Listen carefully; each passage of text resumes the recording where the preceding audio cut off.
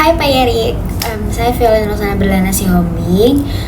Di sini saya akan menjelaskan atau mempresentasikan materi-materi pertemuan yang telah kami pelajari dari mulai pertemuan ke-1 sampai ke-7. Oke, videonya akan panjang banget. Semoga Bapak nggak bosan ngeliat muka saya gitu kan. Oke, kita mulai aja kali ya Pak ya. Saya aja kali ya Pak. Jadi saya akan mulai mempresentasikan materi dari pertemuan pertama, yaitu pengantar perilaku wisatawan. Oke, di sini pertanyaan yang pertama adalah saya diminta untuk menjelaskan bagaimana motivasi wisatawan untuk mengunjungi suatu destinasi wisata itu dapat mempengaruhi tingkat kepuasan mereka selama perjalanan. Berikan contoh, jenis motivasi, dan kaitannya dengan kepuasan wisatawan. Baik, yang pertama adalah motivasi wisatawan sendiri menurut saya ada dua, yaitu dorongan dari internal seperti kebutuhan refreshing atau relaksasi, lalu ada keinginan untuk berpetualang, juga ada keinginan untuk sosialisasi. Sedangkan dorongan yang eksternal yang dari luar seperti mengikuti tren budaya dan sosial, lalu ada acara mungkin dia berwisata karena ada acara khusus atau festival-festival di suatu destinasi wisata tersebut. Juga yang ketiga, mendapat promosi dan pemasaran destinasi. Selain itu, menurut saya ada juga beberapa faktor pendorong lain yang menarik wisatawan untuk berkunjung ke suatu destinasi wisata. Salah satunya adalah kualitas sarana atau infrastruktur dan prasarana yang tersedia bisa berupa jalan, transportasi, akomodasi, restoran, dan lain-lain. Dengan prasarana dan fasilitas yang lengkap, pengunjung dapat menikmati liburan dengan baik dan memberikan kemudahan dalam menjangkau dan beraktivitas kemana aja. Jika infrastruktur tidak memadai, maka minat wisatawan akan berkurang pastinya. Lalu pertanyaan yang kedua itu adalah bagaimana tingkat kepuasan wisatawan terkait dengan loyalitas mereka terhadap destinasi tersebut. Berikan penjelasan mengenai faktor-faktor yang dapat meningkatkan atau menurunkan loyalitas wisatawan tersebut. Nah, loyalitas wisatawan terhadap suatu tempat destinasi dapat dibangun dengan bagaimana kita memberikan pelayanan yang baik dan juga memberikan bekas yang baik kepada wisatawan. Bekas maksudnya impression gitu loh. Sehingga terbangunlah loyalitas wisatawan terhadap suatu destinasi tersebut. Ada beberapa faktor yang dapat membangun loyalitas wisatawan. Jika loyalitas wisatawan bisa ditingkatkan, maka bisa juga terjadi penurunan terhadap loyalitas wisatawan, dan itu kembali lagi dari bagaimana kita memberikan pelayanan kepada wisatawan tersebut. Nah, faktor yang dapat meningkatkan loyalitas wisatawan yang pertama udah pasti kualitas pelayanan baik, wisatawan yang merasa puas dengan pelayanan yang diberikan seperti staf yang ramah dan responsif akan lebih cenderung untuk datang kembali nih. Yang kedua ada citra destinasi, ada citra positif. Destinasi yang memiliki citra positif seperti keindahan alam, budaya yang kaya, dan fasilitas yang lengkap akan meningkatkan keinginan wisatawan untuk kembali lagi. Termasuk atraksi wisata yang menarik itu dapat meningkatkan keinginan wisatawan juga untuk datang kembali ke destinasi tersebut. Ketiga, kenyamanan fasilitas. Fasilitas yang menarik seperti akomodasi yang nyaman, transportasi yang mudah, dan juga aktivitas yang menarik dapat meningkatkan pengalaman wisatawan dan membuat mereka lebih loyal kepada destinasi kita. Yang keempat itu ada kepuasan konsumen. Kepuasan yang tinggi dari pengalaman wisatawan dapat meningkatkan loyalitas mereka. Wisatawan yang puas akan lebih cenderung untuk merekomendasikan destinasi tersebut kepada teman dan keluarga. Seperti itu. Dan yang ketiga itu ada bagaimana teknologi, media sosial, aplikasi perjalanan, ulasan online mempengaruhi perilaku wisatawan dalam konteks motivasi, kepuasan, dan loyalitas. Yang kita tahu itu perkembangan teknologi memberikan dampak positif bagi destinasi. Kebanyakan tuh teknologi memberikan dampak positif bagi destinasi wisata karena melalui jaringan media sosial dapat membantu wisatawan mengetahui apakah destinasi tersebut sesuai nih dengan motivasinya untuk mengunjungi suatu destinasi wisata atau tidak. Nah, wisatawan yang berpengalaman akan sering berbagi atau memberikan ulasan di media yang dapat diakses seperti Instagram, blog, website, dan pada akhirnya akan membantu juga nih mereka yang belum pernah berkunjung sebelumnya. Oleh karena itu, sebelum calon wisatawan mengunjungi suatu destinasi, mereka akan terlebih dahulu mempelajari informasi dan nilai-nilai dari destinasi tersebut. Dan jika suatu destinasi mempunyai nilai yang rendah atau ulasan yang jelek, wisatawan mungkin akan kurang tertarik untuk mengunjungi. Karena itu, teknologi sangat mempengaruhi motivasi, kepuasan, dan loyalitas wisatawan karena sangat transparan. Seperti itu. Baik, selanjutnya kita akan membahas materi pertemuan kedua, yaitu tentang motivasi wisatawan.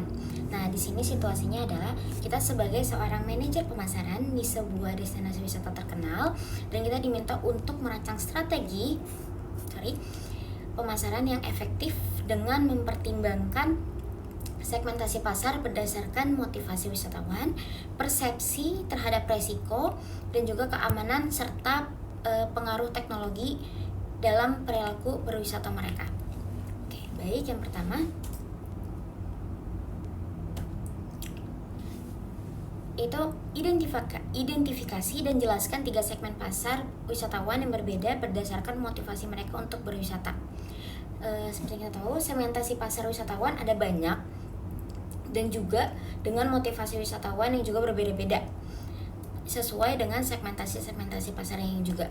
Dan yang pertama itu ada segmentasi pasar berdasarkan kebutuhan, relaksasi, dan eskapisme. Nah, segmentasi ini untuk wisatawan yang memiliki motivasi berpergian yang bertujuan untuk mencari relaksasi, ketenangan, untuk santai, untuk menghilangkan stres, melupakan rutinitas sehari-hari kita, entah itu bekerja atau masalah-masalah lainnya. Dan terkadang wisatawan seperti ini perginya atau larinya akan ke destinasi wisata yang dapat menenangkan seperti pantai atau resort yang memiliki spa yang akan mendukung motivasi dia tersebut. Kedua, segmentasi berdasarkan kebutuhan petualangan dan tantangan. Segmentasi ini bertujuan untuk wisatawan yang berpergian dengan motivasi pengalaman baru dan menantang untuk mereka. Mereka juga akan cenderung mencari destinasi yang mengacu adrenalin mereka, tantangan fisik seperti hiking, arum jeram, eksplor alam liar, dan biasanya juga mereka akan lebih suka berjalan-jalan sendiri daripada memiliki pemandu. Jadi lebih terasa. Ketiga, segmentasi berdasarkan kebutuhan budaya dan pendidikan. Nah, segmentasi ini biasanya untuk wisatawan yang memiliki motivasi belajar dan keingintahuan yang besar, yang dapat memperbanyak pengetahuan mereka, yang dapat mengeksplor tentang budaya dan pengetahuan. Biasanya mereka juga akan melakukan perjalanan ini terinspirasi atau ingin tahu seperti apa nih budaya-budaya lain di luar sana. Nah, destinasi yang biasanya mereka kunjungi tentu berbau budaya, seperti warisan sejarah, museum, di mana mereka dapat mempelajari banyak hal-hal baru tentang seni, sejarah, dan suatu daerah tersebut. Baik, soal yang kedua yaitu tentang bagaimana setiap segmen ini mungkin memiliki persepsi yang berbeda terhadap risiko dan keamanan. Nah, seperti yang tahu, setiap persepsi di atas pasti memiliki tantangan di segi risiko keamanan berwisata. Nah, risiko yang dialami juga pastinya berbeda setiap segmennya, karena segmennya juga berbeda-beda kan. Umumnya risiko keamanan yang sering terjadi seperti keselamatan pribadi, bencana alam, adanya isu-isu sensitif di daerah tersebut yang akan menghambat wisatawan, juga menghambat kualitas pelayanan yang tidak memadai, menjadi resiko bagi keamanan wisatawan dalam berwisata. Jadi segmen-segmen yang saya sebutkan di atas kan berbeda-beda, dan juga persepsinya juga pastinya berbeda-beda sesuai dengan segmentasi tersebut. Selanjutnya, berdasarkan karakteristik masing-masing segmen pasar yang telah saya identifikasi bagaimana pengaruh teknologi seperti media sosial, aplikasi perjalanan, dan platform ulasan online terhadap keputusan mereka untuk memilih destinasi wisata tersebut. Nah, teknologi tentunya sangat berpengaruh bagi 3 segmen yang saya identifikasi tersebut. Teknologi juga berpengaruh bagi segmen pertama karena dengan teknologi wisatawan bisa mencari tahu terlebih dahulu nih seperti apa penilaian tempat yang akan ia kunjungi, melihat rating penilaiannya, melihat gambaran situasi di sana seperti apa gitu. Sedangkan untuk segmentasi kedua dari segi petualangan, teknologi juga berpengaruh dengan adanya teknologi yang mendukung dengan adanya teknologi mendukung wisatawan yang tidak ingin dipandu pemandu dapat melihat mapsnya sendiri nih melalui gadgetnya gitu. Dan dengan segmentasi yang ketiga dari segi budaya dan pendidikan, wisatawan terbantu dengan teknologi untuk men-search dulu nih sejarahnya dengan lebih lengkap lewat internet. Juga membantu men-translate jika ada bahasa yang tidak diketahui gitu. Teknologi itu sangat menurut saya teknologi ini sangat penting bagi ketiga segmen yang saya identifikasi. Kalau misalnya dari segi media sosial, mungkin menggunakan teknologi dari segi media sosial nih, wisatawan bisa search dulu nih tempat-tempatnya seperti apa, juga melihat gambarannya lah seperti apa kondisi di sana, walaupun pasti ada perbedaan sedikit nih di media sosial dan aslinya gitu. Nah, kalau dari aplikasi perjalanan sendiri, menurut saya 3 segmen itu juga sangat penting, yaitu karena kita bisa tahu nih seperti apa track untuk menuju ke sana tuh tracknya seperti apa, terus juga bisa memesan hotel, transportasi lewat aplikasi perjalanan gitu. Dan melihat dari platform ulasan online, kita bisa tahu ratingnya seperti apa nih. Kita mau menginap ke sini, ratingnya seperti apa ya, di platformnya bagus atau enggak, recommended atau enggak, paling seperti itu. Thank you. Baik, selanjutnya kita akan membahas materi dari pertemuan ketiga, yaitu tentang kepuasan dan loyalitas wisatawan. Nah, pertanyaan yang pertama adalah bagaimana mengidentifikasi faktor-faktor utama yang mempengaruhi kepuasan wisatawan di destinasi mereka. Baik, cara mengidentifikasi faktor-faktor yang mempengaruhi kepuasan wisatawan di suatu destinasi itu bisa dibagi menjadi beberapa cara gitu. Nah, yang pertama adalah melakukan survei dan memberikan kuesioner dengan tujuan mengumpulkan umpan balik langsung dari wisatawan. Nah, hal ini itu bertujuan untuk memungkinkan kita mengetahui pemahaman yang lebih mendalam tentang pengalaman dan tingkat kepuasan pelanggan gitu, kepuasan wisatawan. Jadi kita bisa lebih tahu gitu loh, pelanggan maunya begini gitu. Nah, yang kedua, menggunakan data kualitatif, kita dapat mewawancarai kelompok wisatawan untuk memperoleh informasi pengalaman terperinci dan juga menganalisis ulasan online dan komentar media sosial untuk memahami opini dari wisatawan dan mengumpulkan pemahaman umum juga. Lalu yang ketiga ada melakukan perbandingan dengan destinasi pesaing untuk membandingkan kinerja dan mengidentifikasi apa yang perlu dilakukan ditingkatkan dari preferensi wisatawan yang terus berkembang juga. Lalu yang keempat ada memantau tren dan perubahan gitu. Nah, di memantau tren ini kita bisa mencari tahu nih lebih ke kitanya tuh mendalami apa sih yang kali ini lagi tren gitu, apa sih yang lagi ngetren di kalangan wisatawan gini. Misalnya wisatawan pengen destinasi yang jaringan internetnya tuh lancar gitu loh, jadi kan wisatawan tetap bisa update status kalau ada lagi di sini gitu. Wisatawan pengennya yang berbau instagramable, kita juga bisa memenuhi itu. Itulah dari memantau tren gitu.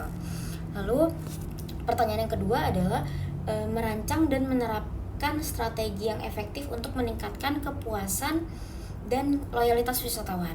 Nah, di sini ada beberapa strategi yang efektif untuk meningkatkan kepuasan dan loyalitas. Dengan meningkatkan kualitas layanan gitu. Hal ini tidak hanya mencakup pelayanan, tetapi juga pelatihan staf di sekitar destinasi untuk memastikan sarana dan prasarana bersih dan ramah penggunaan gitu. Serta kemudahan akses informasi dan reservasi melalui aplikasi seluler kita sendiri. seperti itu. Lalu yang ketiga itu ada bagaimana mengantisipasi dan mengatasi tren serta tantangan terkini yang dapat mempengaruhi kepuasan dan loyalitas wisatawan kita. Nah, untuk yang ketiga ini caranya ada beberapa tantangan dalam memprediksi dan pengelolaan tren. Gitu. Yang pertama ada perbedaan ekspektasi wisatawan. Pasti kita pengen memenuhi beragam ekspektasi wisatawan dengan latar belakang dan selera yang berbeda. Dan hal itu tuh dapat menjadi sebuah tantangan buat kita sendiri. Hasil survei kepuasan harus mendorong destinasi untuk memodifikasi layanan dan fasilitasnya untuk memberikan pengalaman yang lebih baik bagi semua pengunjung gitu. Nah, di hal ini itu di perbedaan ekspektasi wisatawan ini agak riskin sebenarnya karena seperti yang kita tahu, kita kan kalau mempromosikan destinasi kita itu melalui media sosial, dan gak mungkin dong kita sekali jepret destinasi kita atau misalnya kamar hotel kita kita sebagai pengelola nih, kita memfoto untuk kasih pemasaran gitu kan, untuk kita promosikan. Gak mungkin kan kalau kita hanya memberi cuman kayak asal foto terus upload nih untuk kita pasarkan gitu kan. Pasti ada yang namanya kita edit dulu, kita gimanain dulu gitu. Dan hal itu yang bikin kadang tuh ekspektasi wisatawan itu suka tinggi terhadap destinasi atau hotel yang kita punya gitu kan. Karena di foto begini, aslinya begini. Nah, sebenarnya hal itu yang harus kita pertimbangkan juga nih, gimana caranya supaya pemasaran kita, apa yang kita upload di media itu tidak terlalu membuat ekspektasi wisatawan terhadap destinasi kita itu tinggi. Jadi paling enggak tuh 50-50 gitu loh. Jadi wisatawan, ini menurut saya, jadi wisatawan juga nggak terlalu berekspektasi tinggi tapi juga tidak terlalu rendah untuk destinasi kita, seperti itu. Jadi bisa mungkin kita memberikan pemasaran atau kita pasarkan sesuai dengan yang sebenarnya, karena kan kalau misalnya ekspektasi wisatawan kita tinggi tapi apa yang didapatkan rendah, itu bisa berpengaruh kepada loyalitas juga penilaian wisatawan terhadap destinasi kita, seperti itu. Nah, yang kedua itu ada berubahnya tren perjalanan. Nah, agar tetap relevan nih dengan menarik bagi berbagai segmen pasar pariwisata, destinasi juga harus beradaptasi dengan tren-tren budaya dan global seperti preferensi terhadap pengalaman berkelanjutan dan tanggung jawab sosial, seperti itu. Next. Baik, selanjutnya kita akan membahas materi dari pertemuan keempat, yaitu tentang pengaruh teknologi terhadap perilaku wisatawan. Nah, yang pertama itu pertanyaannya adalah bagaimana memanfaatkan media sosial dalam mempengaruhi keputusan wisatawan untuk mengunjungi destinasi tersebut atau destinasi kita. Seperti yang kita ketahui bahwa peran media sosial dalam lingkup pariwisata sangat penting dan sangat mempengaruhi. Banyak wisatawan yang sekarang berwisata setelah mendapat recommended nih dari sosial media seperti TikTok, Instagram, YouTube, dan lainnya. Nah, maka dari itu pentingnya pengelola sebuah wisata untuk aware pada perkembangan zaman agar dapat lebih modern dalam mempromosikan sebuah destinasi wisata.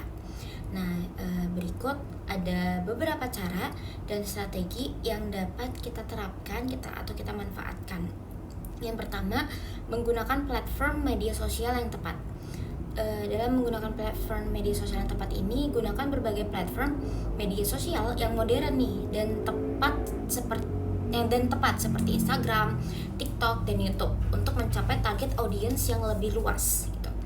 Pilih platform yang paling relevan juga dengan target audiens kita, seperti Instagram misalnya untuk real time-nya dan menekankan pada visual kalau Instagram kan, dan TikTok yang sekarang ini banyak banget digunakan untuk menjadi platform yang paling sering digunakan, dan juga alasan wisatawan untuk mengunjungi suatu destinasi itu kadang dari TikTok juga kan.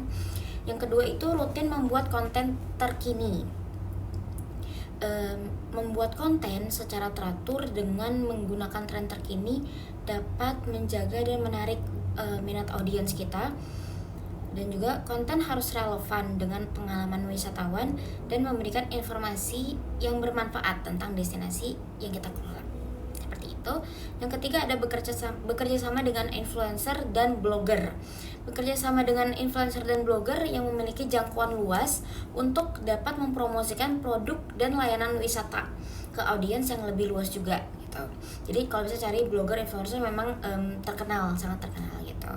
Influencer dan blogger juga dapat membantu meningkatkan awareness dan brand awareness dari destinasi wisata.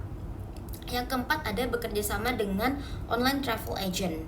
Dengan bergabung di OTA, otomatis web akan memberikan pilihan-pilihan tempat wisata atau tempat menginap yang sekiranya dapat memenuhi ekspektasi pengunjung sesuai dengan penilaian dari pengunjung. Maka dari itu penilaian pengunjung itu juga sangat penting supaya kalau kita berdaftar di OTA itu bisa ada di pilihan paling atas gitu. Jadi pengunjung bisa langsung tahu tempat kita atau destinasi kita, seperti itu. Baik, pertanyaan yang kedua adalah bagaimana mengimplementasikan teknologi AR dan VR untuk meningkatkan pengalaman wisatawan dan membedakan destinasi dari kompetitor. Nah, dalam mengimplementasikan teknologi VR dan AR dalam industri pariwisata juga dapat meningkatkan pengalaman berwisata dan memberikan gambaran yang lebih jelas nih tentang destinasi wisata-wisata yang akan kita kunjungi. Nah, dengan menggunakan AR, orang-orang yang sedang mengunjungi destinasi tersebut dapat mendapatkan gambaran yang lebih jelas dan informasi-informasi yang berbentuk digital. Jadi saat kita menggunakan AR, otomatis kayak kita melihat ke sebuah destinasi itu akan terjelasnya, oh ini asal-usul seperti ini, yang membangun ini gitu. Sedangkan VR dapat menjadi salah satu cara mengatasi keingintahuan wisatawan tentang bagaimana situasi di destinasi tersebut. Dengan VR juga dapat membantu wisatawan menggambarkan sebuah destinasi yang tidak bisa mereka jangkau karena kesehatan mungkin gitu. Jadi kalau misalnya menggunakan VR itu kita bisa lihat nih, kita pengen diving tapi kita itu punya trauma ke laut gitu. Jadi kita bisa menggunakan VR, laut tuh gambarannya seperti ini, paling nggak seperti itu. Kita bisa mendapatkan gambarannya seperti apa gitu di destinasi itu. Kalau AR seperti tadi, kita menggunakan alat, dan alat itu saat kita menggunakan alat itu, kita melihat ke sebuah bangunan destinasi atau tempat destinasi, itu langsung bisa ada informasinya keluar seperti ini bangunannya berdiri tahun berapa, yang mendirikan seperti apa gitu, seperti itu. Baik, selanjutnya pertanyaan yang ketiga adalah bagaimana meningkatkan kepuasan dan loyalitas wisatawan melalui inovasi digital dan teknologi serta mengukur dampaknya terhadap pengunjung. Nah, teknologi mempunyai dampak yang signifikan terhadap tingkat kepuasan dan loyalitas wisatawan, terutama melalui peningkatan layanan pelanggan dan interaksi yang lebih efektif dengan para wisatawan. Dengan teknologi juga dapat memungkinkan pengelola destinasi untuk mengumpulkan dan menganalisis data tentang perilaku wisatawan yang dapat digunakan untuk mempersonalisasikan pengalaman dan menyesuaikan penawaran dengan preferensi masing-masing wisatawan. Nah, berikut adalah beberapa cara dalam meningkatkan kepuasan wisatawan. Yang pertama dengan digitalisasi layanan. Dalam penggunaan teknologi digital seperti aplikasi atau web pemesanan online dapat memudahkan wisatawan dalam merancang perjalanan wisata mereka, seperti pemesanan tiket online, pemesanan reservasi kamar online, pencarian informasi destinasi yang mudah, dan masih banyak lagi. Hal ini juga dapat menjadi alasan dalam peningkatan kepuasan pelanggan karena memudahkan wisatawan kan untuk pemesanan juga. Masih dalam meningkatkan kepuasan, ada juga cara yaitu interaksi yang baik melalui teknologi, yaitu dengan membangun interaksi yang baik antara penyedia layanan dan wisatawan, misalnya chatbot atau layanan pelanggan berbasis AI.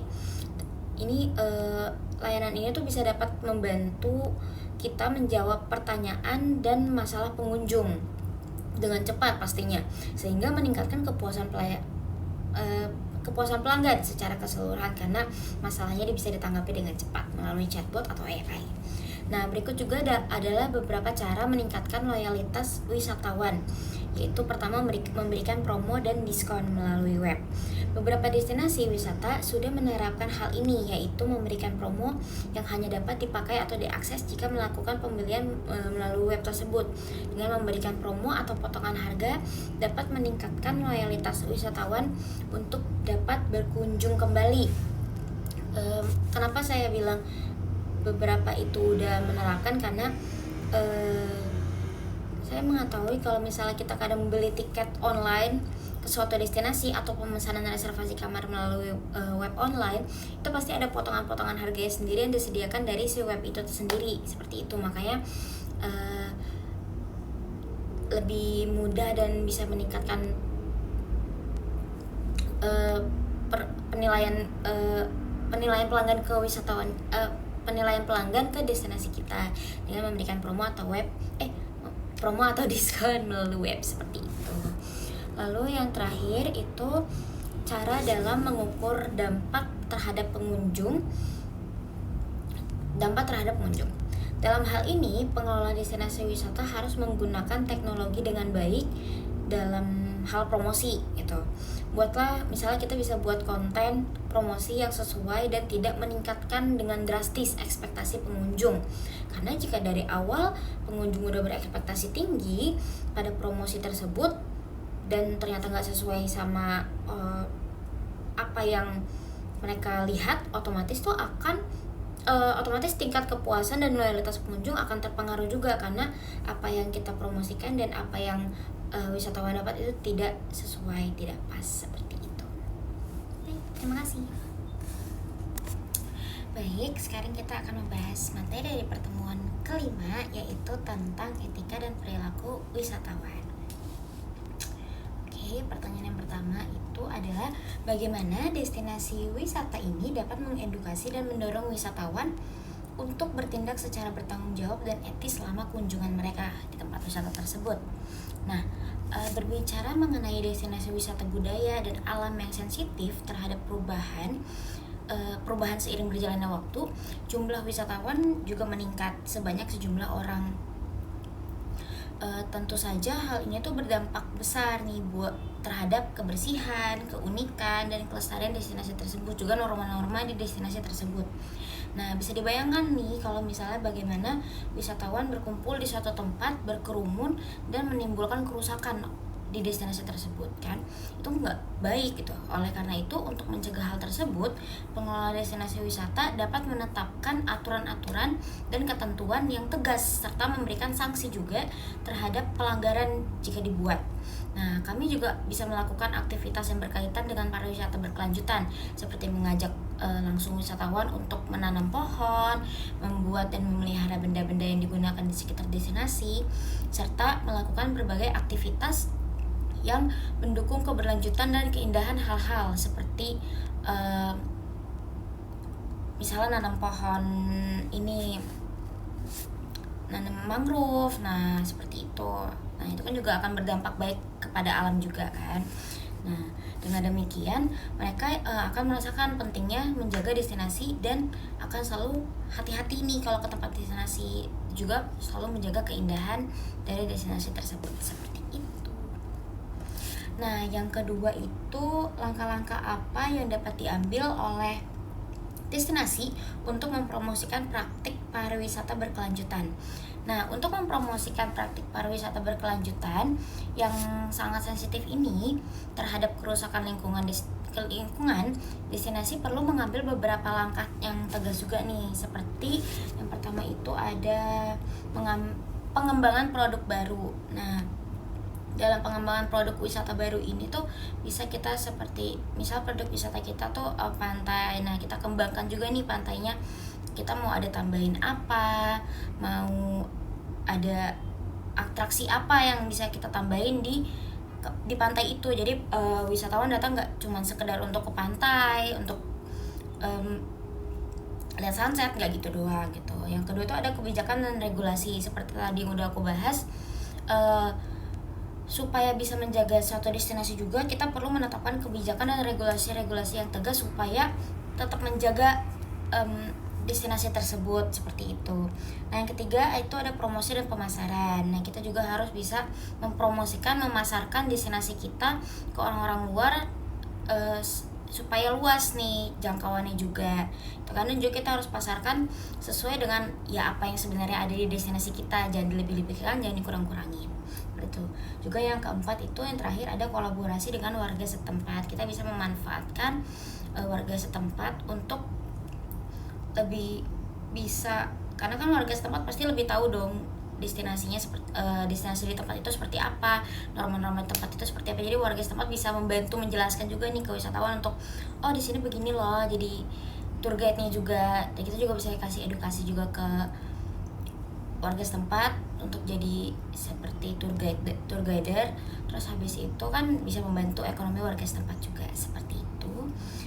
Dan pertanyaan yang ketiga adalah bagaimana teknologi dapat digunakan untuk mendukung perilaku etis dan berkelanjutan di kalangan wisatawan, serta tantangan yang mungkin muncul dari penggunaan teknologi. Nah, teknologi dapat berperan penting dalam mendukung perilaku etis dan juga keberlanjutan pada kalangan wisatawan. Beberapa caranya itu, teknologi dapat digunakan untuk mendukung perilaku etis serta tantangan, yaitu seperti yang pertama, media sosial. Dengan media sosial, maka sebuah destinasi dapat menggunakan medsos sebagai alat untuk menyebarkan informasi tentang pariwisata tersebut. Nah, tentang destinasi-destinasi dan juga tentang etika wisata di tempat tersebut gitu. Dengan ini maka dapat meningkatkan kesadaran wisatawan terhadap dampak perilaku mereka terhadap lingkungan di sana atau di tempat destinasi mereka. Yang kedua itu ada aplikasi mobile dan platform digital. Contohnya yaitu panduan interaktif melalui teknologi AR dan VR. Dengan teknologi ini dapat menciptakan pengalaman unik dan interaktif serta dapat memberikan informasi-informasi kepada wisatawan tentang budaya lokal, sejarah, destinasi, serta cara melestarikan lingkungan di destinasi tersebut. Selanjutnya, selanjutnya kita akan membahas materi dari pertemuan ke-6 dan ke akhir. Nah, di sini kita akan membahas materi yaitu tentang segmentasi pasar wisatawan dan profil demografis. Oke, pertanyaan yang pertamanya adalah bagaimana destinasi ini dapat menggunakan kriteria segmentasi yang berbeda seperti demografis, psikografis, geografis, dan perilaku untuk mengidentifikasi segmen pasar yang potensial.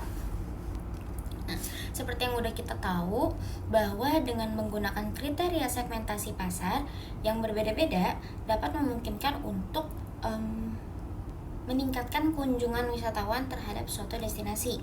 Nah, kita juga dapat menggunakan kriteria demografis untuk mengetahui atau mengidentifikasi usia dan jenis kelamin konsumen, seperti apa yang paling sering berkunjung ke tempat kita, ke destinasi kita gitu.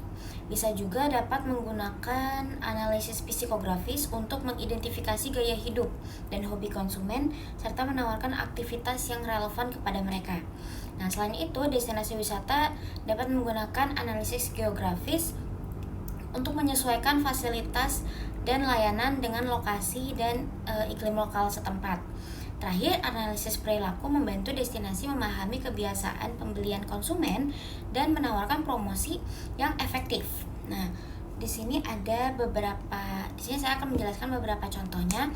Itu dari analisis demografis, sebuah destinasi wisata kan dapat membagi nih jenis wisata berdasarkan usia. Misalkan jika menargetkan pasar untuk usia muda, mungkin dapat menyediakan destinasi wisata yang lebih beragam, kekinian, seru, dan juga menantang. gitu. Tapi jika menargetkan pasar untuk usia tua atau lanjut, mungkin dapat menyediakan destinasi yang lebih relaksasi, lebih tenang, dan menyediakan fasilitas-fasilitas yang juga nyaman untuk mereka, seperti itu. Lalu dari analisis psikografi, misalnya wisatawan dengan menganalisis kan wisatawan dengan gaya hidupnya dari gaya hidup gitu kan, dan petualangan cenderung dari gaya hidup tadi kita bisa ngasih petualangan yang cenderung memilih destinasi yang menawarkan aktivitas luar ruangan seperti mendaki gunung atau olahraga air. Sementara mereka yang memiliki gaya hidup santai mungkin lebih tertarik pada destinasi dengan fasilitas spa atau rekreasi yang santai. Nah, begitu juga dengan wisatawan yang memiliki minat tersendiri seperti minat kepada sejarah akan lebih memilih destinasi pasti yang historical seperti museum, wisata yang memiliki sejarah, atau yang memiliki minat pada hewan akan memilih berwisata ke tempat-tempat yang dapat berinteraksi langsung dengan beberapa hewan seperti ternak atau hewan-hewan peliharaan seperti itu. Kalau dari analisis demografi, misalnya pengelola destinasi ini dapat membagi destinasi sesuai iklim di lokasi tersebut. Misalnya iklim di kota A ini selalu dingin, maka pengelola dapat membuat destinasi yang cocok untuk musim dingin. Dan kota dengan iklim, misalnya juga dengan kota yang iklim cerah, dapat membuat destinasi yang cocok untuk yang musimnya cerah, seperti itu. Lebih ke menyesuaikan destinasi wisata dengan iklim atau kalau dari segi lokasi, misalnya lokasi kota dengan pemandangan alam yang indah dapat membangun destinasi wisata yang memanfaatkan si pemandangan alam tersebut gitu. Kalau dari analisis terakhir perilaku, misalnya dari segi loyalitas, mereka dapat membagi pasar berdasarkan loyalitas merek seperti konsumen yang setia dengan satu merek wisata atau konsumen yang lebih suka mencoba merek wisata yang berbeda-beda gitu. Sehingga pengelola dapat lebih aware untuk membuat pelanggan loyal jika misalnya lingkungan sekitar memang dipenuhi oleh konsumen yang tingkat loyalitasnya tinggi, seperti itu. Baik, yang kedua ini adalah apa perbedaan utama antara wisatawan internasional dan domestik yang harus dipertimbangkan dalam strategi pemasaran. Nah, wisatawan internasional dan domestik memiliki perbedaan yang cukup signifikan menurut saya. Banyak hal-hal yang membedakan keduanya ini. Wisatawan internasional cenderung memilih wisata yang memiliki nilai historikal yang tinggi dan juga wisata yang sekaligus mencari tahu budaya seperti apa di tempat yang sedang mereka kunjungi. Nah, wisatawan internasional juga cenderung memiliki faktor-faktor yang harus menunjang wisata mereka seperti translator atau misalnya visa. Nah, sementara wisata domestik cenderung memilih wisata yang memiliki kenyamanan, hal-hal yang mengandung estetika dari segi alam atau lokasi, karena kan mereka pengen staycation gitu. Juga kemudahan akses untuk memenuhi keinginan bermedia sosial mereka kan. Faktor kebutuhan wisata domestik juga sangat mudah, yaitu sekedar kemudahan akses internet, juga fasilitas yang dapat memenuhi kenyamanan mereka. Jadi sangat jelas nih, kedua jenis wisatawan ini tuh memiliki perbedaan yang utama, yaitu dari segi jenis wisata dan juga dari segi kebutuhan mereka, jenis kebutuhan mereka. Nah, dengan mengetahui hal ini, penting untuk menyusun strategi pemasaran yang pas untuk kedua jenis wisatawan. Beberapa strategi ada dari segi profil demografis dan juga preferensi. Nah, wisatawan internasional, mereka tuh cenderung mencari pengalaman budaya yang otentik dan unik, serta destinasi yang menawarkan keindahan alam dan warisan sejarah. Wisatawan internasional sering juga memiliki anggaran yang lebih besar dan menghabiskan lebih banyak waktu di destinasi yang mereka kunjungi ini. Sementara wisatawan domestik, mereka biasanya mencari pengalaman liburan yang lebih terjangkau dan praktis, karena kan cuma staycation sebentar gitu. Seperti kalau misalnya ada akhir pekan atau liburan singkat. Nah, destinasi juga mereka memilih destinasi yang dekat dengan rumah atau yang menawarkan kenyamanan dan kemudahan akses. Itu tuh hal yang menjadi prioritas bagi wisatawan domestik. Dari segi saluran pemasaran, Wisatawan internasional, pemasaran untuk segmen ini tuh seringkali memanfaatkan platform digital global seperti media sosial internasional dan situs web perjalanan internasional. Penggunaan influencer dengan jangkauan global juga menjadi strategi penting untuk menarik wisatawan-wisatawan internasional. Sementara dari wisatawan domestiknya, pemasaran ini biasanya lebih fokus pada media lokal aja dan regional, termasuk iklan di televisi, radio, dan media cetak lokal. Promosi melalui event lokal atau festival juga efektif dalam menarik perhatian wisatawan. Cuman di masa sekarang tuh kan sekarang kita udah jarang pakai TV, koran gitu, lebih ke TikTok, Instagram. Nah, kalau dari produk penawaran dan layanan, wisatawan internasional mereka mungkin mencari paket wisata yang mencakup berbagai aktivitas seperti tur budaya, petualangan alam, atau pengalaman kuliner khas daerah tersebut yang akan mereka kunjungi. Oleh karena itu, penting untuk menawarkan paket yang komplit dan menarik gitu. Sementara wisatawan domestik, penawaran biasanya lebih sederhana seperti diskon untuk akomodasi atau paket akhir pekan aja. Selain itu, penekanan pada layanan pelanggan yang baik menjadi kunci dalam menarik wisatawan-wisatawan domestik juga. Terakhir, dari segi pengalaman pelanggan, wisatawan internasional mereka seringkali mengharapkan layanan pelanggan yang lebih tinggi dan pengalaman yang lebih personal, mengingat mereka kan jauh dari rumah kan. Investasi dalam pelatihan layanan pelanggan menjadi sangat penting untuk segmen ini gitu, karena kan wisatawan internasional ini jauh dari rumah dan mereka mengharapkan tingkat kualitas pelayanan yang tinggi gitu, jadi mereka merasakan seperti di rumah mereka. Nah, wisatawan domestik meskipun layanan pelanggan tetap penting buat mereka mungkin lebih toleran terhadap pengalaman yang kurang sempurna karena kedekatan geografis dan familiaritas dengan budaya lokalnya juga, seperti itu. Baik, yang ketiga adalah bagaimana destinasi ini dapat memanfaatkan data dan teknologi untuk meningkatkan efektivitas segmentasi pasar dan menargetkan wisatawan secara lebih tepat. Untuk meningkatkan efektivitas segmentasi pasar dan menargetkan wisatawan secara lebih tepat, destinasi dapat memanfaatkan data dan teknologi dalam beberapa cara strategis. Nah, seperti analisis data, itu menggunakan data deskriptif, kuantitatif, dan kualitatif untuk memahami profil, perilaku, dan gaya hidup wisatawan. Penelitian ini juga melibatkan penggunaan kuesioner untuk mengumpulkan data tentang profil, gaya hidup, dan perilaku tadi. Gitu.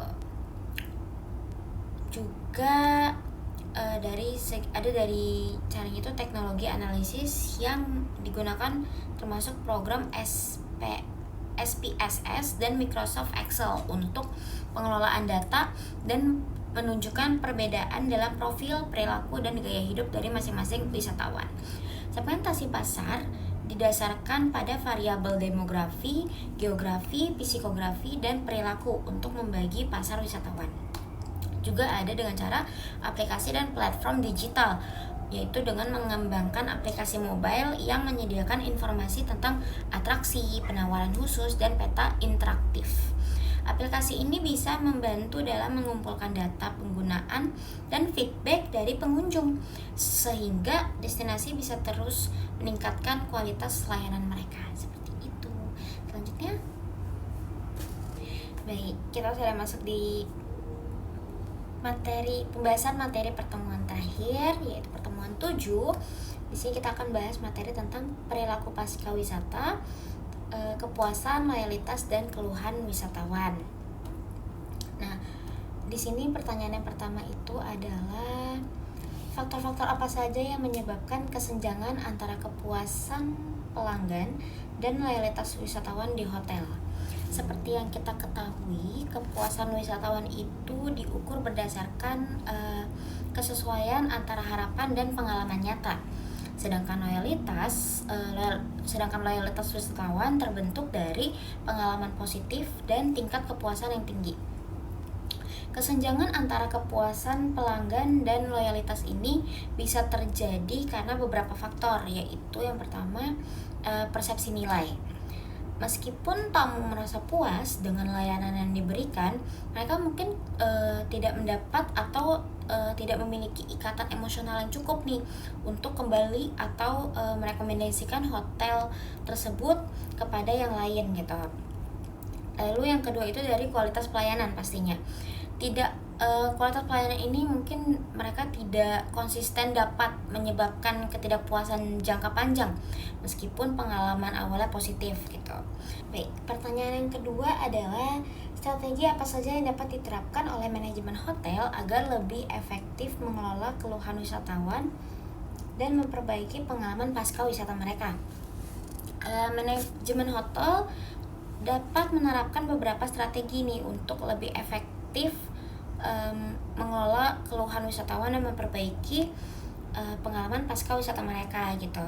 Ada beberapa cara atau strategi yang dapat diterapin, yaitu yang pertama, respon yang cepat.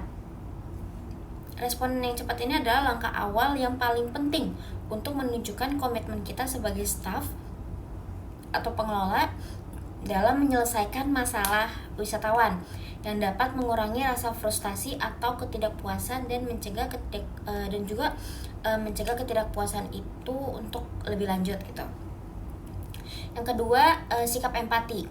Staf yang berinteraksi langsung dengan wisatawan sangat diperlukan untuk memiliki kemampuan memahami keluhan secara langsung yang pastinya intens, dan harus langsung juga menunjukkan perhatian atau sikap yang tulus terhadap pengalaman negatif yang dialami wisatawan tersebut. Lalu yang ketiga ada penyelesaian masalah yang tepat. Di sini kita bisa menawarkan solusi yang mampu menjawab atau memenuhi kebutuhan dan harapan wisatawan dengan cara yang adil dan efektif gitu. Di sini kita coba untuk memenuhi, masalahnya ini, kita harus kasih kita harus sebisa mungkin kita memberikan cara yang lain gitu yang bisa memenuhi harapan mereka gitu. Gue keluhannya ini, apa nih yang bisa bikin si wisatawan ini tuh merasa terpuaskan dengan balasan dari kita gitu. Lalu yang keempat ada pemulihan layanan yang tadi aku sempat singgung, dapat diterapkan melalui kompensasi yang pantas untuk tawaran atau untuk memperbaiki pengalaman wisatawan di masa yang mendatang seperti itu. Lalu pertanyaan yang ketiga adalah bagaimana hotel dapat menggunakan umpan balik dan evaluasi pasca wisata untuk meningkatkan kepuasan dan loyalitas pelanggan secara berkelanjutan. Nah, di sini hotel dapat memanfaatkan umpan balik dan evaluasi pasca wisata untuk meningkatkan layanan dan pengalaman tamu. Nah, dari pengumpulan umpan balik itu, kita bisa menggunakan survei online atau platform media sosial untuk mendapatkan umpan balik secara real time. Juga memungkinkan hotel untuk merespon keluhan dengan segera gitu. Sedangkan evaluasi dapat digunakan untuk mengetahui tingkat pelayanan yang diberikan staf sudah baik atau belum gitu. Dan umpan balik dan evaluasi ini efektif dapat mendukung peningkatan kualitas pelayanan dan juga meningkatkan kepuasan dan loyalitas wisatawan seperti itu. Baik, selesai sudah presentasi dari Vio. Semoga presentasinya memuaskan. Terima kasih Bapak. Selamat mendengarkan. Makasih Pak, bye-bye.